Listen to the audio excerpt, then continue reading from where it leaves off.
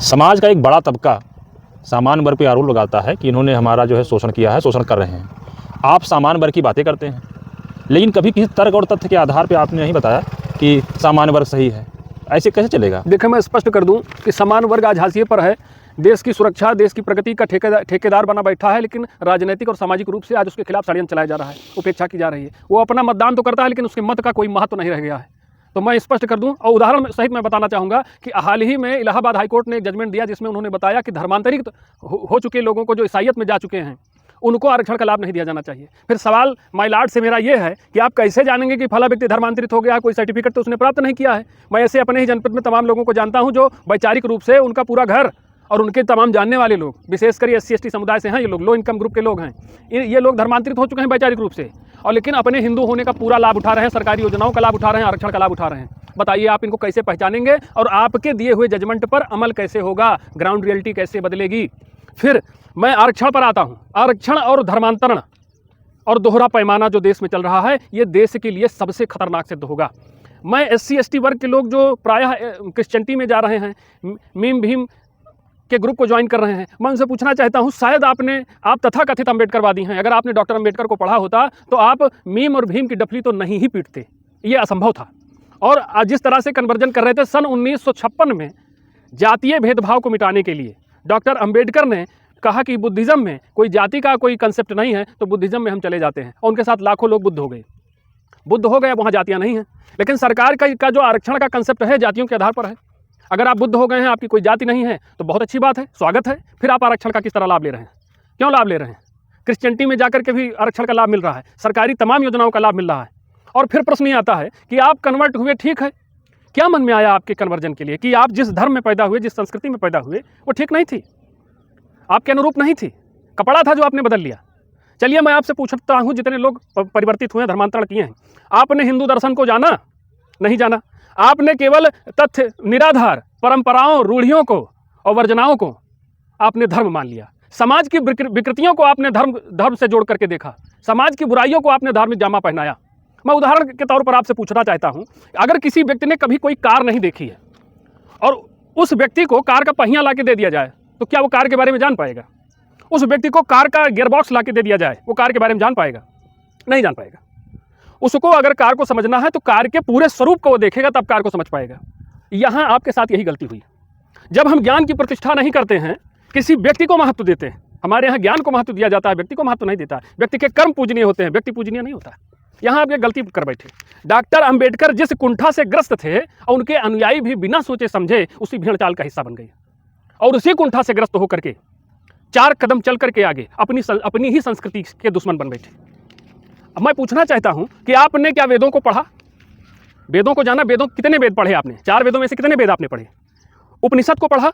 उपनिषद तो माने जाते हैं कि वेदों की चाबी हैं, उनका संक्षिप्त वर्णन है। उपनिषद को आपने पढ़ा? नहीं पढ़ा। आपने रूढ़ियों को, परंपराओं को, वर्जनाओं को और पुराणों को, कर्मकांडों को आपने देखा और आपको लगा कि ये गलत है, और फिर आप कहीं और निकल लिए। आपने देखा एक जमींदार ने किसान को मारा, तो आपने कहा हिंदू धर्म में सामंतवाद है, और आप धर्म ही छोड़ करके भाग गए।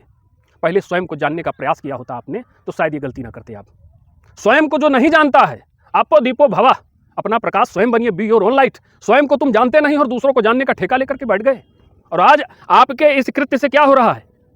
जब हिंदू आबादी, हिंदू समाज इस तरह से बिखर जाएगा, आप जय भीम जय मीम करेंगे, ईसाईयत में चले जाएंगे, अपनी ही संस्कृति के खिलाफ खड़े होंगे, तो बताइए देश टूटेगा नहीं? बर्बाद नहीं होगा? आपकी इस गलती का परिणाम ये हो रहा है कि आपकी गलती का फायदा सीधे तौर पर राष्ट्र विरोधी शक्तियों को मिल रहा है, और वो इसमें काफ़ी हद तक कामयाब भी हैं। आज अगर गौर कीजिए तो 5-6 राज्य हमारे हाथों से निकल चुके हैं, जो 90%, 70%, 50% ये आंकड़ा है कि वो ईसाईयत में जा चुके हैं, और अभी आपकी आंख नहीं खुल रही है। हम आपसे कोई द्वेष भाव नहीं रखते हैं। जब हम आरक्षण के खिलाफ बोलते हैं तो हमें चाहते हैं हम इस मानसिकता के कैसे हो सकते हैं जो इतनी बृहद और समृद्ध संस्कृति में जन्मा हो, वो क्या एकांगी विकास की बात करेगा? देश में एक समुदाय के आगे बढ़ने से क्या देश तरक्की कर सकेगा? हमारी सोच सदैव समग्र रही है, हमने समग्रता को अंगीकार किया है, समाज को सदैव बृहद तौर पर देखने का प्रयास किया है। यही हिंदू संस्कृति है जिसने नास्तिक दर्शन के प्रतिपादक चारवाक को भी ऋषि माना। हमारे यहाँ विमत की बात करने वाले को काफिर नहीं कहा जाता है, हमारे यहाँ विमत का भी सम्मान है। प्रश्नकर्ता के लिए सम्मान का भाव है। और हम आत्ममंथन करते हैं, चिंतन करते हैं। एक व्यक्ति से निकला हुआ हमारा धर्म नहीं है। और हिंदू धर्म को तुम पिछड़ा बताते हो, कोई कभी पिछड़ेपन की बात करोगे, कभी अगड़ेपन की बात करोगे। मैं तुम्हें स्पष्ट कर दूं, हिंदू धर्म ना पिछड़ा है ना अगड़ा है, हिंदू धर्म ही धर्म है। और बाकी सब मतांतर हैं। देर सवेर आपको ये बात समझ में आएगी। और आज सामान्य वर्ग केवल अकेले खड़ा होकर के इस देश की संस्कृति को बचाने के लिए लड़ रहा है। कहीं सरकार से लड़ रहा है, कहीं आवाम से लड़ रहा है, और कहीं विदेशी ताकतों से लड़ रहा है। और उसको इस तरह उपेक्षित किया जा रहा है, उसकी आवाज़ को दबाया जा रहा है। वो तो स्वयं ठगा गया है अपने उन जनप्रतिनिधियों से, वो ठगा गया है सभी राजनीतिक दलों से, वो ठगा गया है तमाम आक्रांताओं से। और हमेशा जब भी जंग हुई, जब भी युद्ध हुआ, तो पहली कतार में खड़ा मिला। हमारे सिख गुरुओं ने अपनी गर्दनें कटाई थी इसीलिए कि तुम ईसाइयत में चले जाओ। हमारे पूर्वजों ने अपने प्राणों को न्यौछावर किया था इसीलिए कि तुम भीम की डफली पीटो। देश का धार्मिक विभाजन इसीलिए हुआ था कि तुम सनातन संस्कृति के खिलाफ बोलो। समय रहते अपनी संस्कृति की तरफ जुड़िए।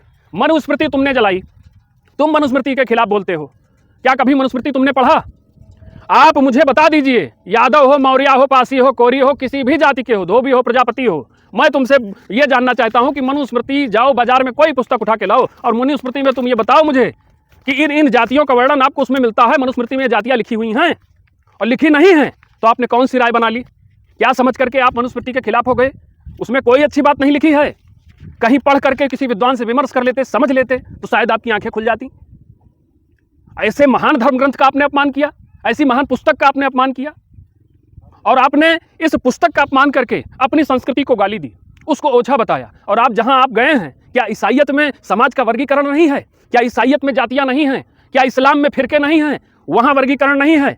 और आपको लगता है कि बुद्ध में जाकर के, बुद्धिज्म को अपना करके, वो हमारा ही मतांतर है एक, आप उसको अपना करके आप वर्गीकरण से मुक्त समतामूलक पूरा समाज हो सकता है। तो ये आपकी एक कल्पना है। समाज में कभी भी कोई हर व्यक्ति को समान नहीं किया जा सकता है। प्रकृति समान नहीं की है सबको भाई, समान नहीं किया जा सकता है। समानता के सभी को समान अवसर दिए जा सकते हैं। आगे बढ़ने के पर्याप्त अवसर सबको मिले, समान अवसरों की उपलब्धता है यहाँ पर।